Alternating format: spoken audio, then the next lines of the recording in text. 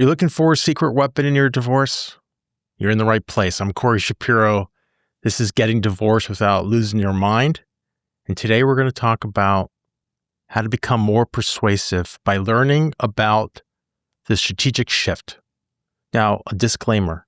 Before you execute on the strategic shift, you have to come from a place of neutrality and balance. And that's why we spoke earlier on this season on the Finding Your Footing series to get balanced, to do the internal work. So if you've been doing that internal work, great. Now, you don't have to be perfect. You don't have to be perfectly neutral, perfectly balanced. I understand it's emotional going through a divorce. But the framework, which we're going to discuss, is different. This is not looking internal. This is looking external in a different way than maybe you're used to. So that's my disclaimer as we're going forward. So let me give you a little story. A lot of times there's issues about parenting schedules, usually holiday schedules, sometimes about summer. I'm thinking about summer. And let's say that a family for years went to Europe for most of the summer. The children loved it. There was family in Europe. It was great. But during the divorce, parent A wanted to continue with those European summers. It was that parent's family. They had the ability to take off the summer and go to Europe. This is a tradition that parent A was adamant about keeping. Parent B, though, didn't really want to go to Europe for the whole summer and really only did that to appease parent A and because for the children and the grandparents. But parent B wants to start a new tradition, doesn't want to go to Europe. So now you have a clash. And if you go to court, this is how things escalate. So how do you deal with this? Now, there might be a different way to do this outside of court in a more persuasive negotiation manner, might even be children first, using the strategic shift to become more persuasive. This is your secret weapon. And it's important because you have to figure out what the other person wants, not necessarily what they say they want, but what they really want, before they're going to give you what you want. So this is all about getting more about what you want. So bear with me, because I know you're going to have some judgments when I go through it. First thing you do is the perspective is not internal. It's not coming from our beliefs. It's coming from the other side, which I know is hard to do because they don't deserve to be looking at that way. But remember, we're looking at it externally from their perspective, not because we're being nice, but because we want to be more persuasive. So we can move them. If we understand them, if they feel heard, we can move them more, not fully, but more than if we're just stuck in our own stories and maybe our false beliefs. So the first thing you do is you listen for the feeling behind the ask. You listen for the feeling behind the ask. Not necessarily what they're saying, but what's the feeling, what's motivating what they're saying. Step number 2, this is a hard one. You're going to try to name what's going on in a positive way. Not you're being controlling, not you're being self-centered. That's not positive. Maybe you're looking for freedom. That's more positive. And third, you're going to ask open-ended questions. This one, if it's really contentious, you can even do it in your head. How can we both get what we want here? How can we both get what we want here? What we're trying to do is we're moving away from our fighting cap to our thinking cap.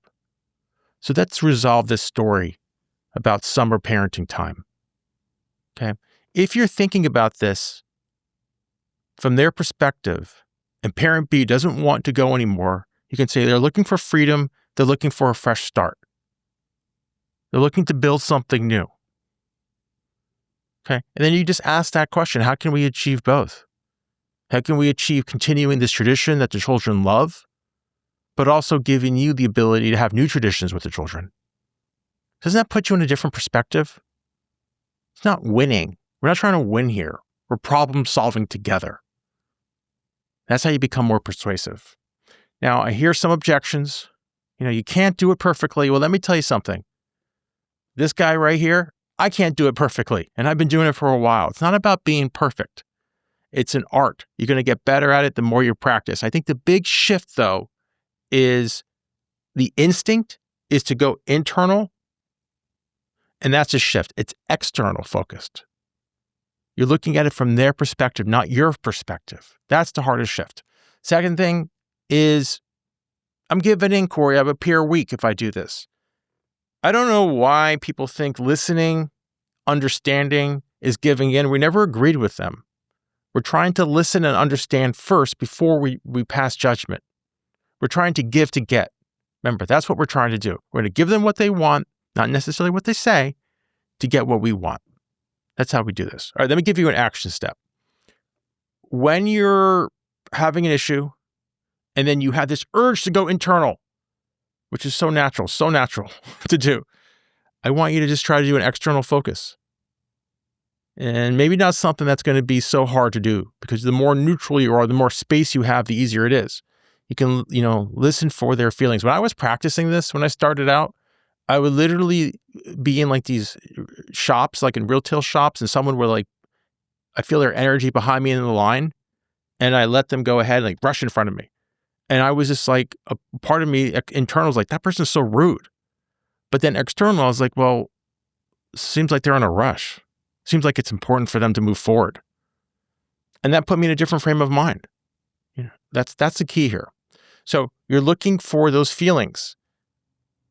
And it's usually in a divorce, it's usually frustration, anger, fear, freedom, things like that.